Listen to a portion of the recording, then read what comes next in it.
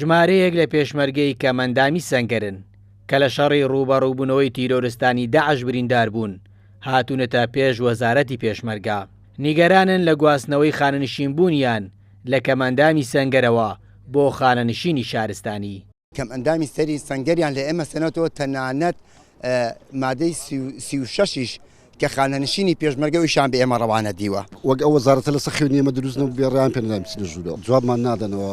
کەمەندامی سەنگەری من 11 عملیاتم لە قەلبیدایە تێدەگەی ئەم کابینەیە نیە هەموو شتێکی ئەمە تێکداوە تێدەگەی هەوی کەمەندامیان لێ وەرگتوینەوە هەوێکی خانەنشینیان بۆ کردوین تێکەری ئەویان کردوین تێگەری مەدەنیان کردوین.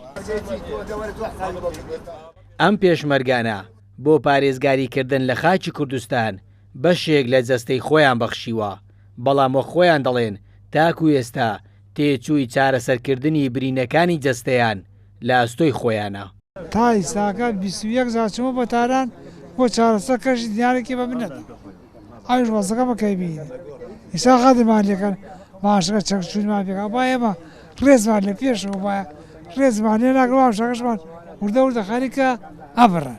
شەڕی داعش بریندار بووم لە پردی زەرگە دووسخورمات و 2016 ئێستاش لە بریەوەی کە ڕێزمان لە بگیرێ و هەویە کەمەندامیەکەمان بۆ بکەن هەویە کەمەندامیەکان بۆ ڕەفزکردن بۆیان کردوین یا خانشینی مەدەنی ناوەڵی یەکشتمان بۆ نەکراوە خانشینیان کردوین و تەواو لە بات کەمەندامی سەنگەر خانشین کراوی ئەوان بۆ کردوین پاداشتیان نەوا داوینەوە. ئەم فەرمانە سێریکە ئەمە لە کاتێک پێشمەرگە کەمەندامەکان ژمارەیان 174 پێشمەرگەن گواستنەوەیان بۆ سەر خانەنشینی شارستانی جگەلەوەی لە کۆمەڵێک ماف و ئیمتیازات بێبەشیان دەکات لە هەمان کاتدا ناسنامەی پێشمەرگایەتیشیان لێوەرگیراوەتەوە.